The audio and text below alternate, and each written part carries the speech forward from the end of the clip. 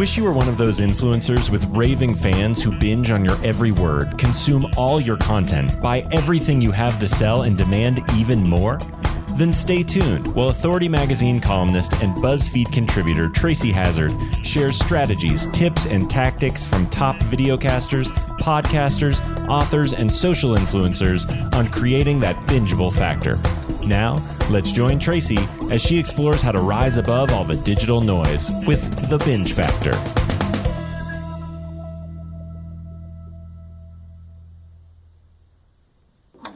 Welcome back to the Binge Factor. I'm Tracy Hazzard, and I have a group that podcasts all together. So I've got Marianne Sciucco, and she is a part of the Whole Care Network, the Home Care Matters Network, and AlzAuthors. She is bringing together at AlzAuthors a Untangling Alzheimer's and Dementia, an AlzAuthors podcast, and they are co-marketing together. They're helping to promote together. They've banded together because they're all focused on the same niche: Alzheimer's and dementia care.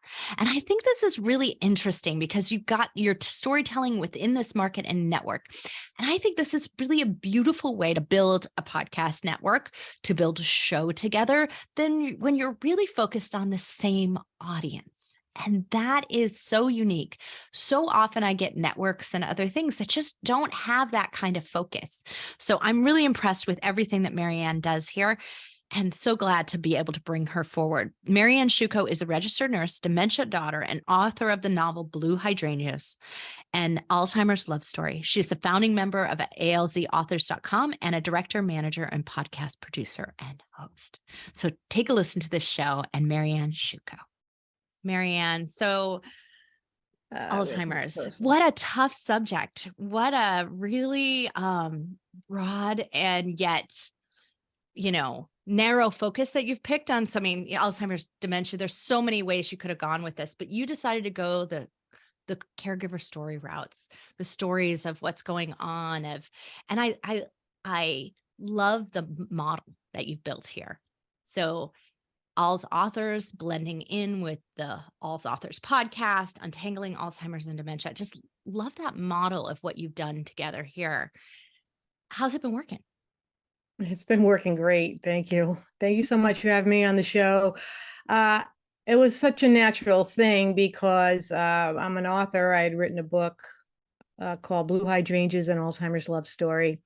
And I'm a nurse, and I have been on my own dementia journey. So, and many others vicariously through my profession. But I was having a difficult time marketing my book, as you can imagine, and decided to reach out to some other authors that I was acquainted with to see if maybe they wanted to cross promote with each other to help promote the books and to also bring awareness to Alzheimer's and dementia caregiving.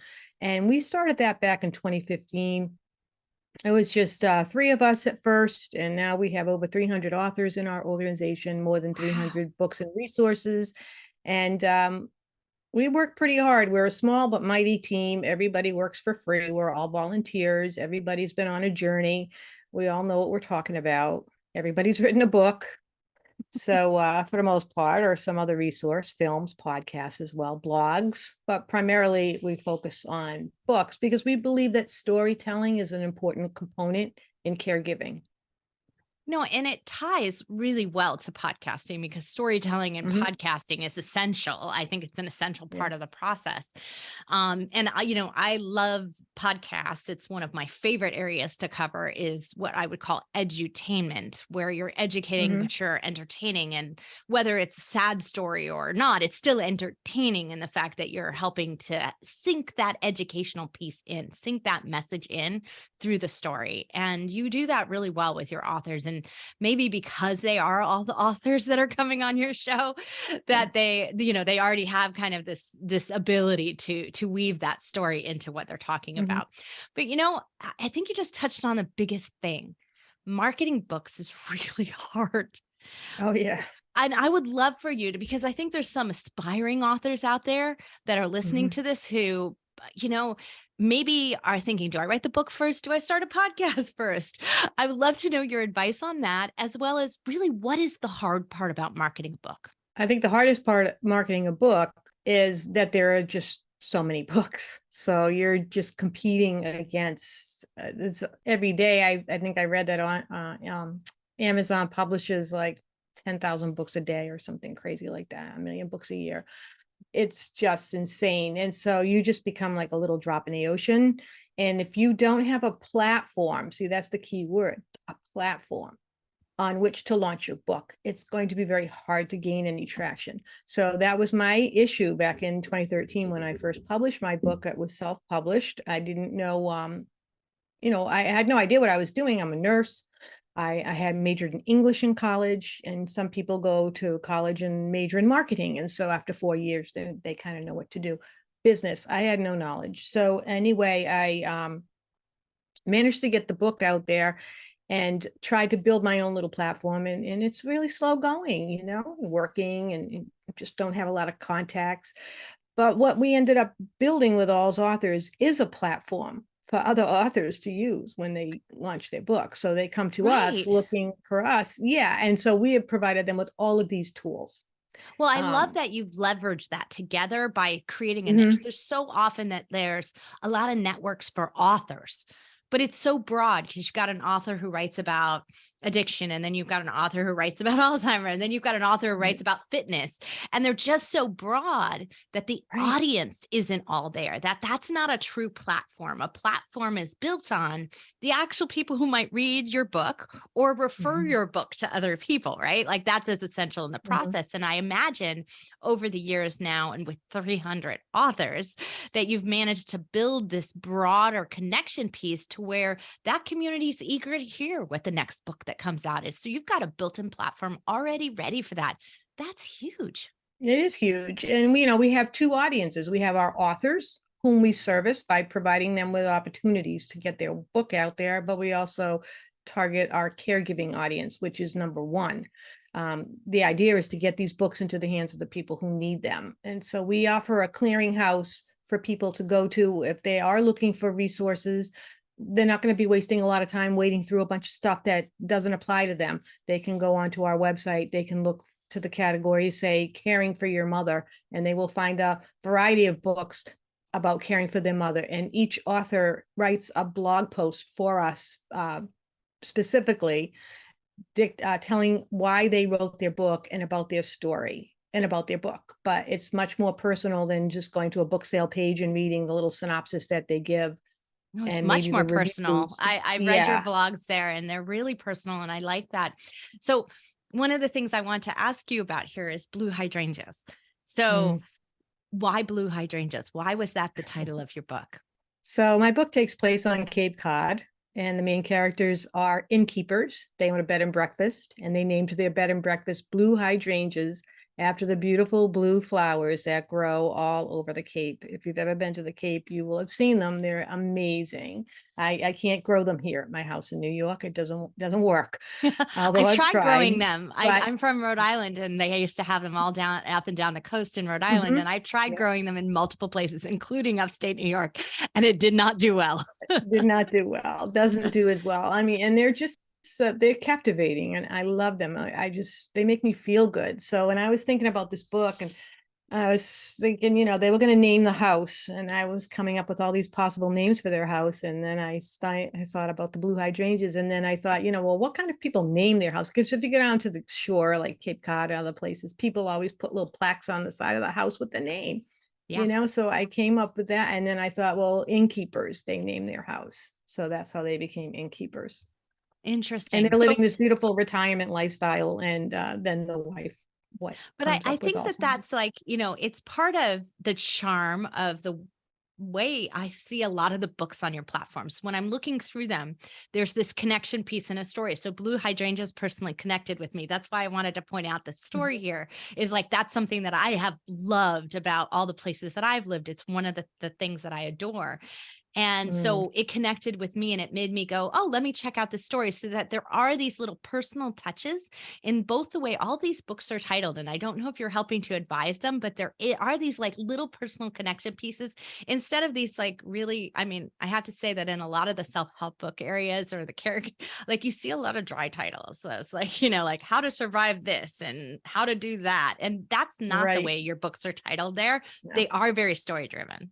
Yes. So the books are already published when we get involved. So we don't have any input on titles, but they're all based on personal experiences. These people literally bleed onto the page, and they conjure up very difficult memories and time in their life that most people want to forget, and do it because they want to help other people, because they know that they have been on something tremendous, and what they've learned from it is so valuable. You can't get that anywhere else. There's nowhere to learn how to be a caregiver for someone with dementia.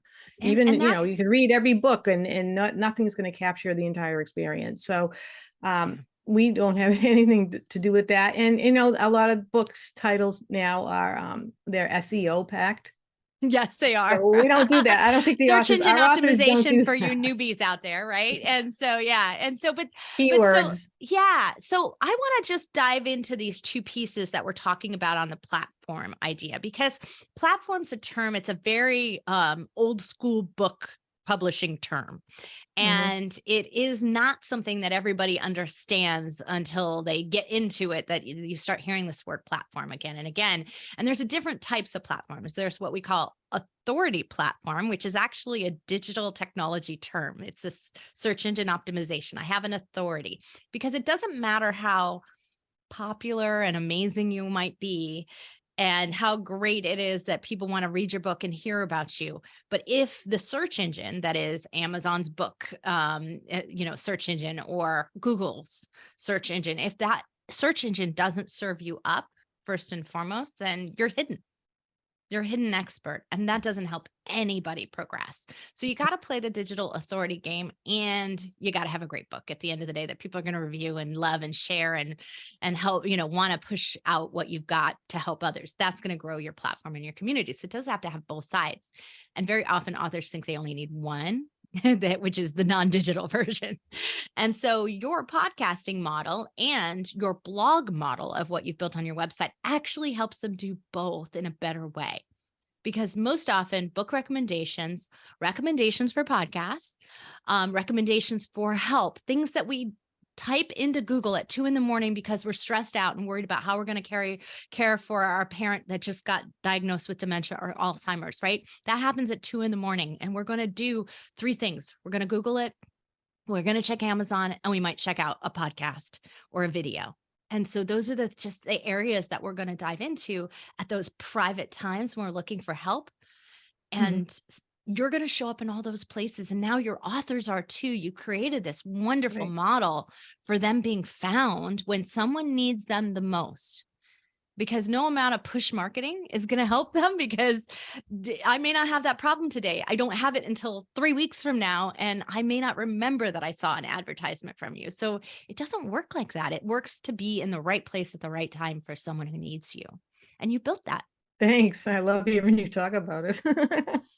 Well, this is the other thing, though, is that once someone finds you, they now have all these resources. So by not having each author have their own podcast, each author have their own, that each one of you working so hard to build a community, you've banded it together, which makes it so that I can binge. And this is your binge factor for Untangling Alzheimer and Dementia, AlzAuthors, is to be able to make a place at which I can binge on whatever I need at the moment. So if I need stories that are based on caring for my parents, if I need stories on a sandwich generation, which is when you have aging parents and children that you're caring for at the same time, like it doesn't matter what my need are, there's going to be one of your episodes and one of your authors that covers this.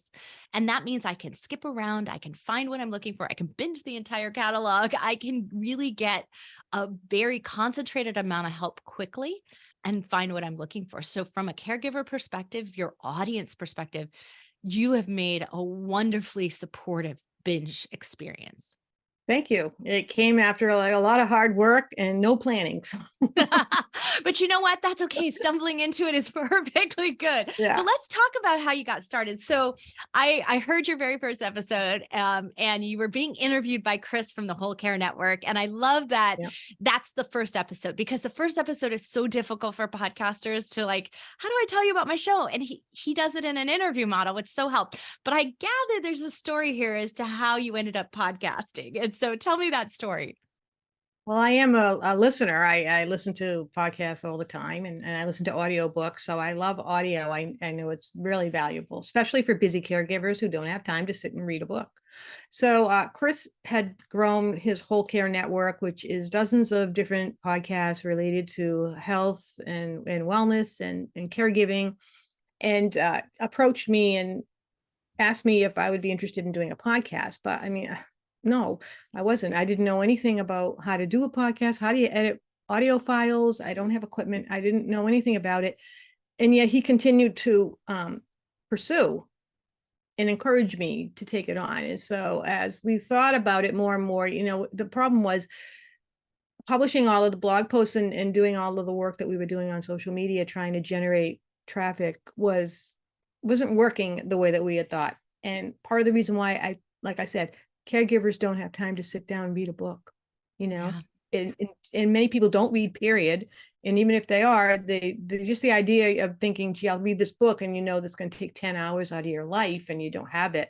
So you might just say, forget it, I'm not doing that. So I thought, well, maybe we do need to have an audio component where we can bring the stories to people in, an hour's format where they can listen when they have 10, 15 minutes, when they're doing something else, they can shut it off. They can go back to it later. They can listen to it again.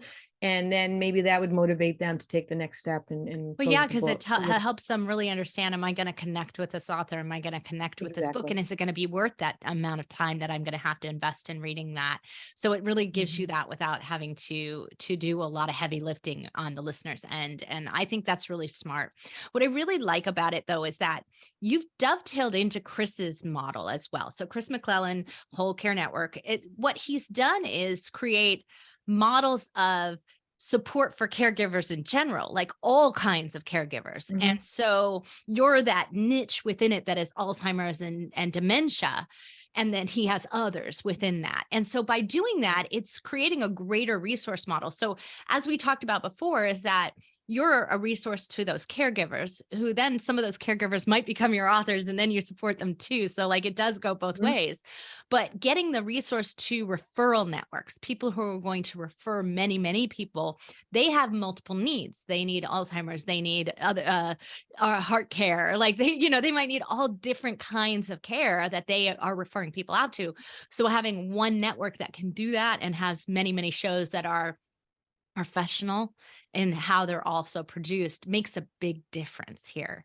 And I think that really actually has been in your favor. So on our network, we have a lot of healthcare style shows. And they have a hard time, especially if we like talk about the self-help, the addiction space, the caregiving space. Even within that, there's not as much communication between others. So like I'm less likely to go out there and share that on social media and say, I'm listening to this great podcast and it's been helping me deal with this. It's too raw. And so the sharing of a show is more limited to, I might be in a Facebook group with other people who are like me, and I am sharing your show within that, but I'm less likely to share it to the broader audience that is my followership. And so that makes it more difficult for a show to grow when you don't have a referral network. True. Yeah. That So is true. that's what's brilliant about your whole model here. So your model for the authors has done that. The model for the network you built yourself with and on, the model that you're also putting yourselves in those blogs and in the podcast. And so in the audio space, it's also crossing all the different dimensions of things that you need. So that's really great. So what I want to know is, how's it going for you? How is the monetization model working in terms of like, are people really selling books? And is this working for growing your network? I mean, you've got still, I know everybody's a volunteer, but it's still a lot of time and energy put in. So is the return on investment there for you and for the network and for the authors in general? Well, as far as book book sales, we don't really know because we don't have any access to that unless authors tell us. We just ran a book sale. We have an annual book sale for Caregiver Appreciation Month. And the point of it is to try to gain visibility. That's our number one goal, but book sales would be nice. And we're finding that the book sales didn't pan out the way that we would hope. So that's an issue.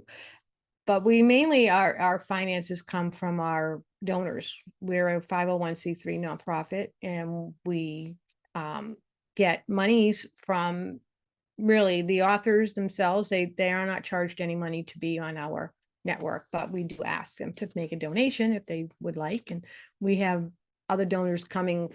We don't even know where they're coming from, and some of them are extremely generous. So I haven't done any monetization. It's in discussions. We've always prided ourselves on being like really clean without having to like pad our website or a blog or our podcast with things that may not be relevant, but we do know that the podcast is the one place where we could take on advertising of products that were related, for our audience. Well, you already have ads on the show. So you do have ads for the Whole Care Network. You have ads for your own 501c3. So like you're running what we call promos rather than ads, right? They're just a little bit of promotion. So you are already like kind of, I'm going to say, primed your audience to accept that. And especially if they're very relevant. I think you can command that at this point. You certainly have enough episodes. You certainly earn the right to do that. I think the decision is how you do it. Right. I mean, it's like, you don't want to have 5 minutes of ads before your stories start. You really need to do it in a nice, fluid way that respects the audience. Right. That's why I start every episode. With the author interviews, I start every episode with an excerpt from the interview with some kind of a hook to get people into, what this is really all about, or some kind of, maybe, some kind of hot statement that they might have made. Yeah. And sometimes you'll also start with I've heard you start with a little bit of story about why you brought this author on, or some little background bit before you played a clip. So you've done a couple of episodes where you do that. I think it works both ways, right? Anything where you're doing what I would call the preamble, right? And you do a little bit of preamble. It really helps to say, I want to wait around and I'm okay with listening to a couple of promo spots before this happens. Right. And then we do virtual events, and so those are recorded and they go up on YouTube and then into the podcast as well. So I know those have a bit of a different intro because everything is included already in the show. So we usually have like 4 or 5 panelists at a time. So those are hard to edit. I record everybody on a single track on their own track. Yep, they are hard to edit. They're hard to edit, but you can clean it up really well. Yeah, they're worth it. And it's something that's, when you do those panels, the important part as the moderator, as the host, is to really make sure that you've differentiated the voices.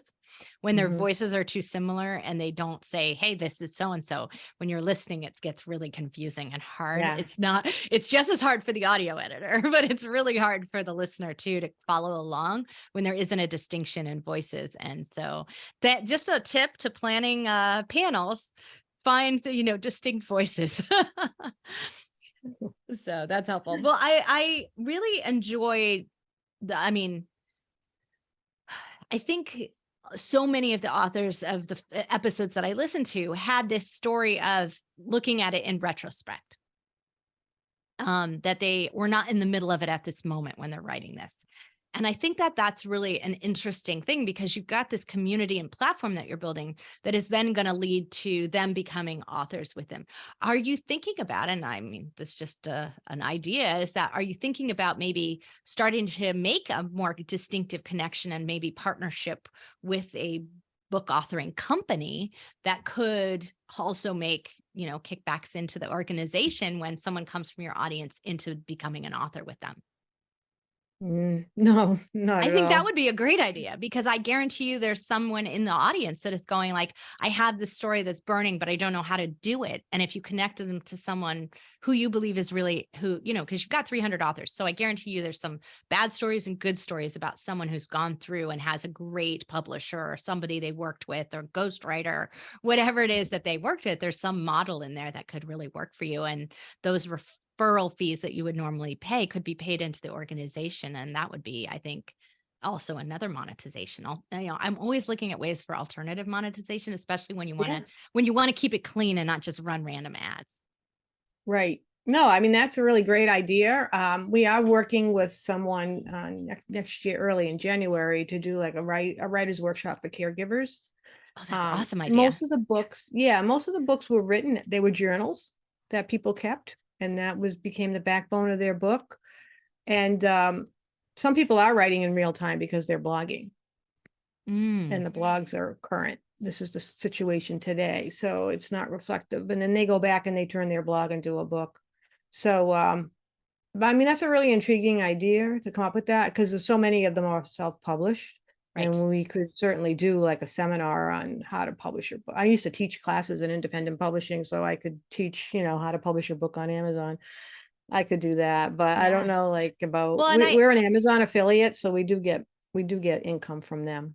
Right. And I don't think it changes anything to be self-published. Like there's a lot of, I think, book networks and book, just book assistants. Like if you want like the workshops and writing and helping somebody support you through that, there's a lot of those that are very low cost. And also though, they end up self-publishing anyway. So the model is still going to work for you. So I think that's really interesting. The other thing you mentioned is audiobooks. Like I think that one of the things that, self-published book authors don't realize is that a lot of those that get book deals end up writing away their rights to the audiobook. And so if the publishing of the book doesn't do well enough, the audiobook never happens. And they actually don't have rights to record that audiobook at the end of the day. And you're right here. An audiobook is actually maybe even more valuable than the printed book, right? Yeah. For these busy caregivers who are going to be the readers and listeners of the stories that are going on here. So making sure you don't give away your rights there is essential as well. Right. So all my books are in audio. So you were talking about some things that are going to happen next year. You're going to do a writer's workshop. But what's next for the podcast, for the ALZ Authors Network? Right now we're working on a really terrific project with Larry Smith from 6-Word Memoir. And the idea is to tell your life story in 6 words. I love that idea. It's like a haiku. Yeah, it's crazy. It is. And people go, what? You can't do that. It's like, yeah, you can. And it's not that hard. And once you get started, you won't stop. You'll be able to figure it out quickly. So I worked with him. It took me a year to get this off the ground. I didn't even tell anybody. It was my little secret until I had the go from him and everything in place, and then announced it to my partners. They look, what are you talking about? So anyway, what we're doing is collecting stories, and it's not just from the authors, it's from anybody in Alzheimer's dementia world, to talk about their dementia journey. One of the questions is what I wish I learned about Alzheimer's and dementia that I wish I knew that I didn't find out until later, or something like that. And another one is like, what's one takeaway from my Alzheimer's and dementia journey? So it's to share information with people in a very short format. And we've collected about 100 or so stories now, and the goal is to create a book, and then the book will become a source of income. Well, I think that's fantastic. I also think that you've got an amazing social media program right there that is just to raise awareness for the AlzAuthors podcast, for your website, for the whole thing. Like that, I can see killing it on TikTok and Instagram and like all the right places for that. Another really interesting place that we find really works well for specifically this area and authors in general is quotes on Pinterest, inspirational like quote images on Pinterest. This would be a great place to have an entire board on these 6-minute memoirs or 6-word memoirs, rather. Like that would be so cool. I think that would be really amazing. Yeah, I'm actually looking for a volunteer to help us with the Pinterest page, because just having the book covers on there would be great. Yeah, just even having that. Yeah. Well, we I think we have in the Feed Your Brand, the sister podcast to Binge Factor, we did both a workshop that was on Pinterest and a discussion of what was working for us on Pinterest. Now, I know we'll do it again come next year as well. So, because we have a whole nother year of data on it. So we do try to cover Pinterest pretty frequently through there. So you may even want to at least check those out in the meantime. So to help you find someone. But yeah, it's just, I think that idea of like anything you can do that is bringing and growing your platform is benefiting all involved, and it's going to bring you donors. So this is the one thing our personal connection, my husband's I'm going to say that this is our fear. Like he has a fear that he is going to have Alzheimer's like his grandmother. And like he's so scared of it. And I think that in itself breeds this opportunity for donors that just come out of nowhere and say, this has been burning in me and I want to give. They hear one of these stories and I want to give. They see one of those 6-word memoirs and it touches them to the experience they had with their grandparent, or whatever that might be, and they give. And so making sure that tie-in to where you can give is so essential to having one platform. When you're doing it disparately through every single author separately, that doesn't work as well as you creating this consolidated resource for it. Right. We say, if you want to go fast, go alone. If you want to go far, go with others. It's an old African proverb, but it speaks to what we're trying to do. It so does. Well, is there anything that our audience could learn from what you've done that you think was successful, or things that you wish you did differently? I think that I'm really fortunate in the fact that I have a built-in audience, because that's something I get all the time is, how do you find your guests? And I'm like, I have people banging on my door. Every other week we get a new one. There's a new author every other week, and a podcast in between. So that having that built-in audience has really been helpful. So building that network up, it's easier than starting from scratch.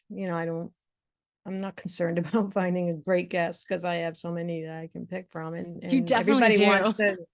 Yeah, they all want to get out there and tell their story and promote themselves. So it's a win-win for everybody.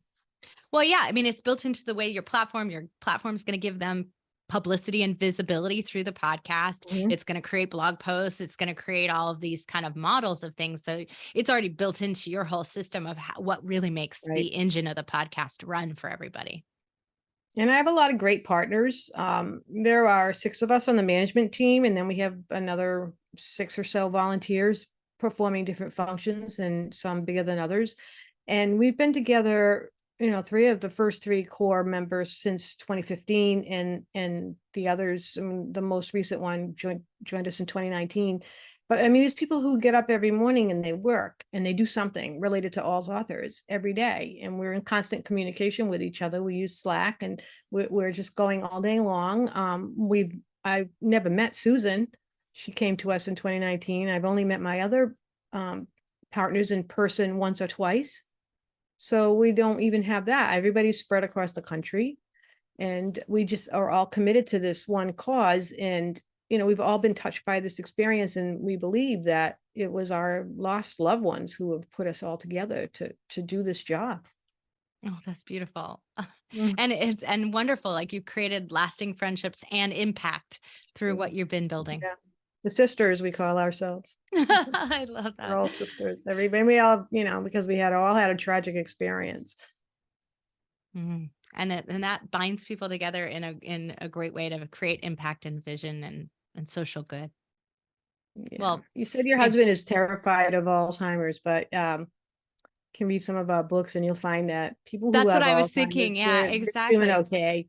It's not all doom and gloom, and a diagnosis doesn't mean the end of your life. You could die from something else in the meantime, but most people living with dementia, they learn how to live well, and they're trying to dispel that stigma. And that's part of our goal, is to dispel the stigma that people, they still have something to offer. They're no different than they were the day before the diagnosis, they'll tell you. Yeah. And I think that that's so interesting. Like, it is this thing that, because of the age he was when it happened, and because we're the oldest grandchildren, both of us on we're the oldest children, the oldest grandchildren. So it became, our help and assistance became necessary. But having watched how it happened at the early stages was frightening, I think, to him, that it could go so quickly. And I think that it was just one of those things that left such an impression on him. And I think also just, everyone's a different person, but his creative mind is something that is so essential to who he believes he is. And the idea that might disappear on him is frightening, right? Right when he might have a chance to relax and enjoy it, like, that scares him. And so it's understandable. And so it's been one of those things where we're always like paying attention to what's going on in research and paying attention to what's happening, in Alzheimer's in general, because it matters. For some people, dementia makes the creativity. Well, that's good So to know. we've got I might have plenty to of read that book. People who are writing, art, drawing, painting, creating, doing photography work. They never did it before. They never did Interesting. anything like that until after they were diagnosed. Yeah, It's unbelievable. We put Tom's grandmother into an assisted living center that's really near us. So we moved them from Savannah, Georgia, up to Providence, Rhode Island, where we were living, and put them near us because we were the only ones we worked for ourselves. So it was a little bit easier for us to help than anyone else. And it was like right at the corner, literally. We had a 5-year-old at the time.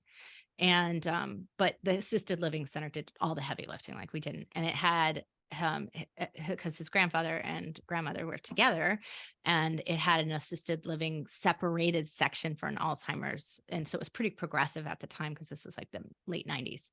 And so they had their separated, so they could be together now before she progressed to a stage at which they couldn't. And they had to separate her into its own, the Alzheimer's area. And so, so we looked at that, and it made a difference. I think it kept her, and they used to run these art classes, and because Providence is Rhode Island School of Design, and that's where Tom and I went. It was like they would bring in these creatives and they would run these beautiful art classes. And I remember her loving it. And she had a really creative mind. She would make these beautiful frames that were really detailed, and she as much lost her agility in her hands before she, lost her mind completely there. So that probably happened first. But I remember her doing that and then loving it. And it was always a good day, the day she was being creative. Yeah. So, well, thank you so much for sharing all these stories. Thank you for everything. Yeah, bringing these messages out, bringing this podcast out, and really creating a vehicle for helping these authors understand the power of the platform and the power of collaborating together. You've just created something so wonderful here. And so if there's anything our audience can do for you, they're going to be able to find you in the blog post for this episode at thebingefactor.com, and they need to reach out, because Marianne and her team are doing this all alone, and they are, all together, but still on their own with no funding, and everything is supported through the donations to the organization. So you'll be able to reach them directly through the blog post for this episode. So thanks everyone for listening. And Marianne, thank you for being here and for bringing AlzAuthors, Untangling Alzheimer's and Dementia to the world. Thank you so much. I appreciate your time. I think there was so much here in Marianne's interview and us talking about the way AlzAuthors bands together. And there's so much to a guesting strategy that's working for them. There's the journaling and blogging standpoint that's working for them. There's just so much of this idea of growing this audience, and then the idea of banding together.